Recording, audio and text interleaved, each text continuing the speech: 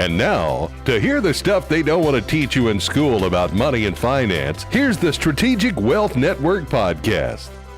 Welcome to the Strategic Wealth Network podcast. I'm Sean Briscombe. I'm super excited about this podcast today because I have with me Brandi Newman from Personal Economics Group. And Brandi Jo is an expert on our platform as well as a thought leader in the industry. And she always seems to have some unique insights and strategies and concepts and ideas when dealing with the issues and challenges we see today and the challenges we see coming down the road.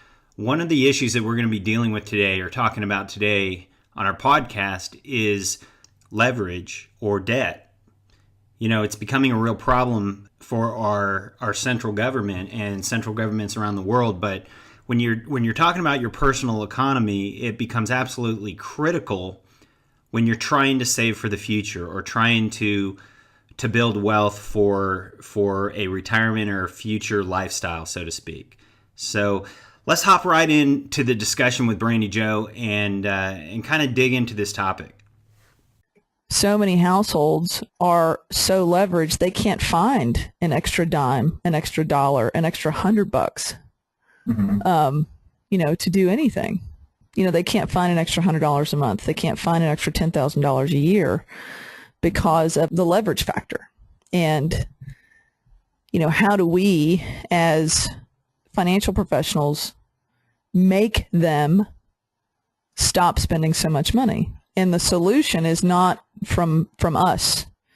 The solution comes from them. They have to have enough pain that's associated with, you know, debt and being over leveraged. The pain that they are experiencing today has to be more than the pain of actually changing their lifestyle and changing their behavior. Yeah. I mean, I've always said that, people make decisions based on pain they see today or pain they see coming down the road. Right. And and this chart has everything to do with a family client of mine from, years. They've been with me for 6 years now. And just last week, he wanted to, this family has been with me for 6 years. And last week, he revealed that he wants to look into other investment options. And I'm looking at the wife, and she looks like she's about to be in tears, bless her heart, because they have this argument. Because he's not, and I don't mean to pick on the husband, but he's not living in reality. Sure. He seems to think that it's not what he's doing, it's what the market is doing that can give him the results that he wants. And I said to him, I said, why do you want to even talk about other investment options when you don't even have a foundation to stand on? You don't have a year's salary saved up in the bank. You don't have the best disability insurance working for this particular company. And it's a major, major company. If he gets hurt on the job, he's set. If he doesn't get hurt on the job, there's some issues there. There's no moat around their castle whatsoever. And meanwhile, there's a $6,000 hole sitting in their garage that is a collector car. And the wife got up for a minute and she went to check on something with the boys, and I looked him square in the eye, and I reached over, I put my hand on his arm, and I said, I respect you. We have been friends for a very long time. I said, but that car sitting out in that garage is now to the point where it is irresponsible that you still have this car, and we're sitting here talking about not having enough money to get from day to day if something happens. Yeah. I said, so what is it that we're really talking about here? And so he finally opens up and he says, I just feel like I feel like I'm behind in my responsibilities to my family. And I said, you are. And the number one reason is the fact that you have a $6,000 piece of crap collector car in your garage and that you don't save enough money on a monthly basis. And last month you just got a raise and a promotion. Why are we not talking about taking that raise and that promotion and saving? I said, why do you want to involve risk and uncertainty in your personal economy? Yeah. And I asked them that. I said, you tell me why you want to do that. Convince me, sell me on the notion that risk and uncertainty is a solution. Yeah, all he's seeing right now is that the market, he sees that report that the S&P went up 150% since '09, and he's like, where's my piece of that? And he's also talking, right, and he's also talking to his buddies at work. Sure. I said, do you really think your guys on your crew? And I said this later. I said, please don't think that what your buddies at work are telling you is the truth. Yeah. Because if it were true, they would bring you documentation and be running from door to door trying to convince everybody that this is what to do. And I said, I'm bringing you a solution that's going to fix one of your problems. And this is the family, that's resurrected out of bankruptcy. Right. I said, you've already had that lesson. You don't want to have that lesson again. Yeah. So it was, it's interesting. And then, I walk out of there with a $4,000 check to start a new policy. Yeah. Because sometimes clients just they need to be, I don't want to say, they need to, to say what they need to say, and then they need to see your emotion come through. Yeah. Because that conversation was going to go one of two ways. Either I was going to have a stronger, better relationship with this client as they were with me, or we were not going to be client and agent anymore. Mm-hmm. That was it. And I think every single solitary annual or semi-annual meeting goes that way. You either form a stronger bond with that client or you go a separate way. Yeah. And, I've heard client stories say, well, I don't know this. I don't know this stuff. I don't understand it. Well, it's not like you can't start learning it. And listening to CNBC, listening to the Idiot Box is not going to get you closer to having the intelligence to make personal and economic decisions in a prudent manner. Right. If you ask me, some of those things they're on the cusp of creating financial suicide for people. Look at what happens to the chart after we go off the gold standard. And I don't even know what this red line is. Is that when we went off the gold standard? Yeah, the red line shows after we went off the gold standard. Oh, okay. Well, aren't I smart? That to me is the line of demarcation between fiscal responsibility and... Well, I think we went into fantasy land. Yeah. We went from reality to, let's just create something on some computer screens. Blank check mentality, fiscal irresponsibility. But, what I'd like to focus on is at '09, you can see when we were at the height of risk. If you think about that emotional risk curve, that drop that we see from '09 to today, how much of that is from just default? Just having just people not paying their bills. You know what I mean? So It looks like we're going back towards more fiscal responsibility, but it's false. It's fake. Right. I mean, if someone showed this, it would say, we're getting better. No. Right. Yeah. No, people know the financial institutions out there that had built up that had helped us build up all of this personal debt. We're now saying, okay, pay us what little you can, or don't pay us at all, and we can just write it off. Or it's just completely wiped clean by the federal government, And that's my point, is that debt didn't go away.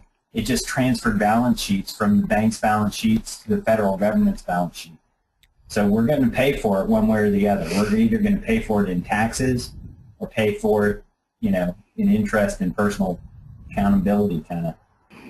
Well, there's something, there's something that's coming. I just, it's hard for us to pinpoint and look into our crystal balls, but you can, the writing is right here on the wall as far as I'm concerned. Yeah. So this kind of, for me, is step one in controlling your personal economy.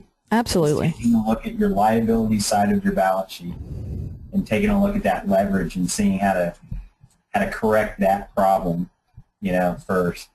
I think a lot of times when we do that with clients and we start with the liability side of the balance sheet and restructure debt, it frees up the cash flow to start saving more.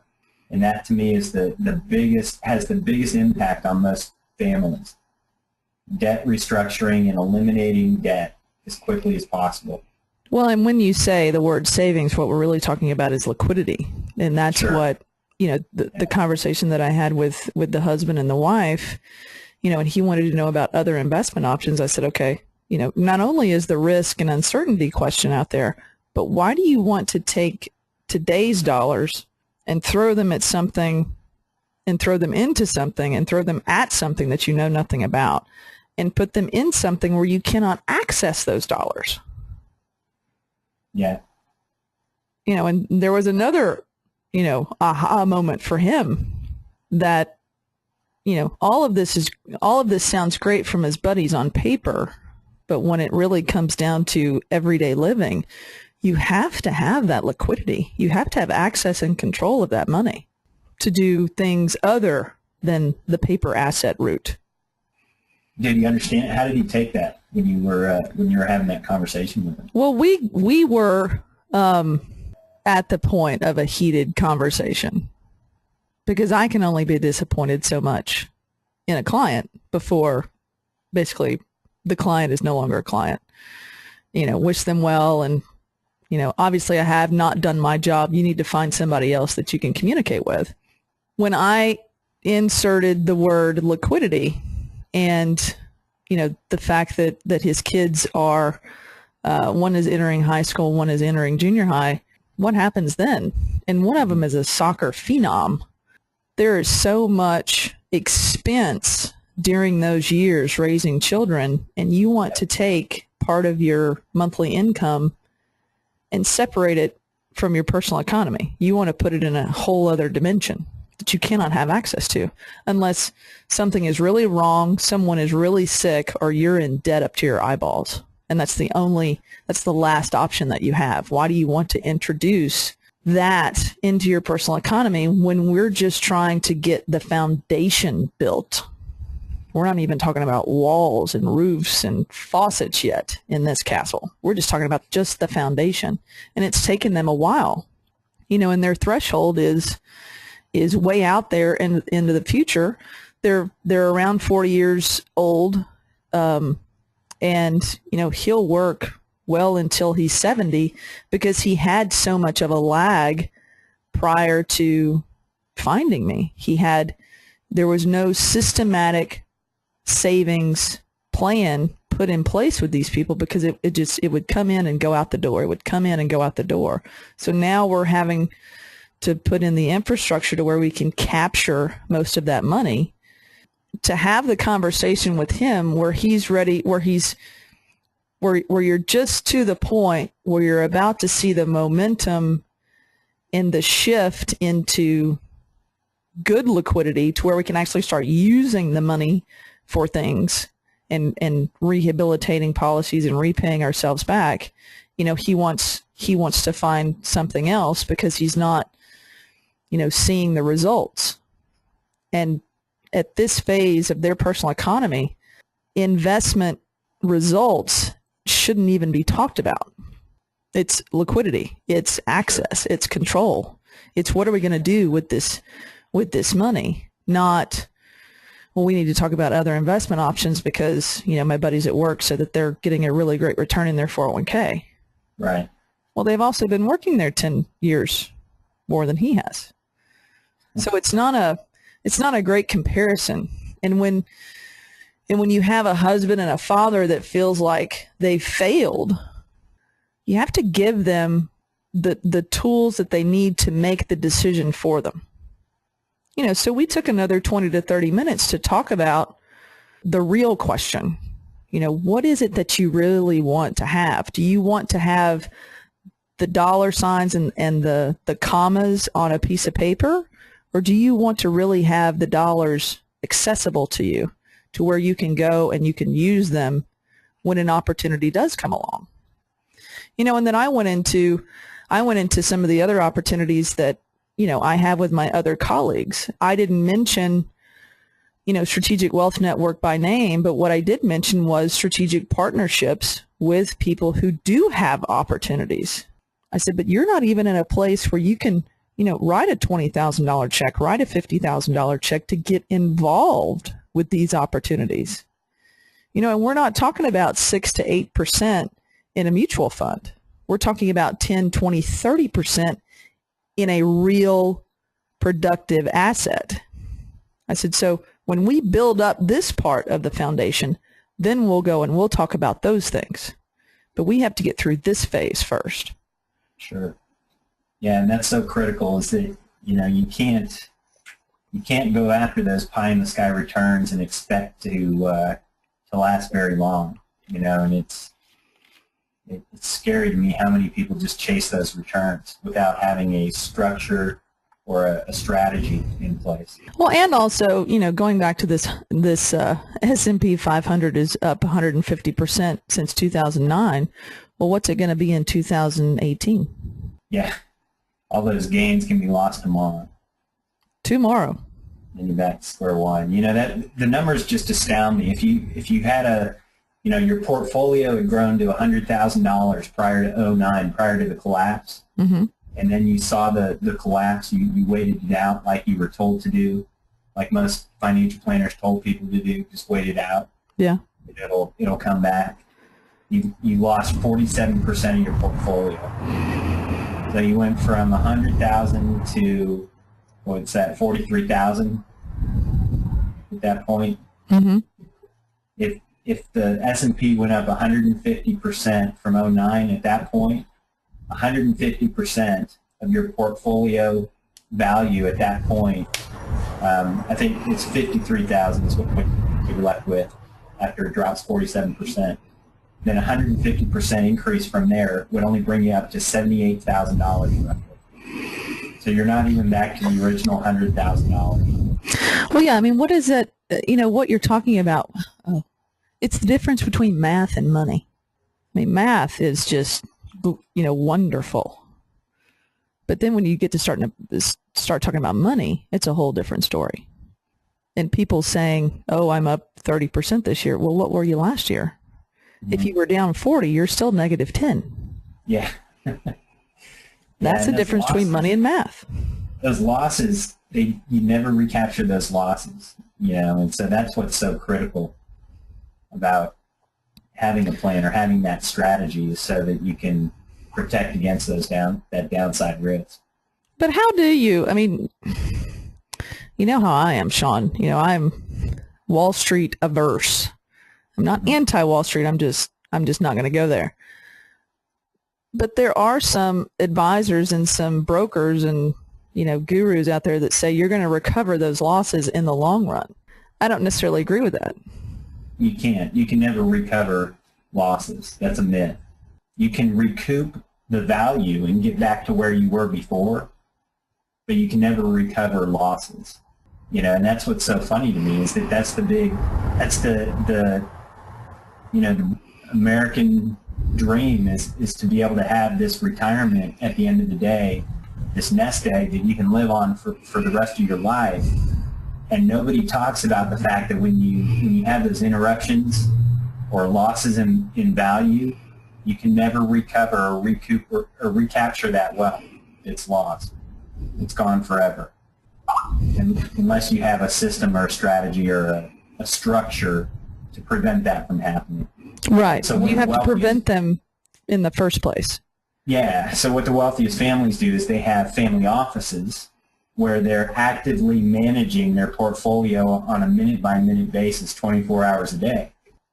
And so what they do is when they see markets like we have right now, where they're at their all-time highs again, they just do profit taking. They take the money off the table and take those profits, and then they wait. It's like the deal that we're doing with Jeff Ballard right now. He liquidated a $200 million portfolio of real estate because they felt like real estate is back in that situation of multiple offers where people are getting full list price and multiple offer situations for properties they're selling. So they liquidated those at the height of the market, and cashed out, and they don't want to buy more real estate because they feel it's overvalued today, right now.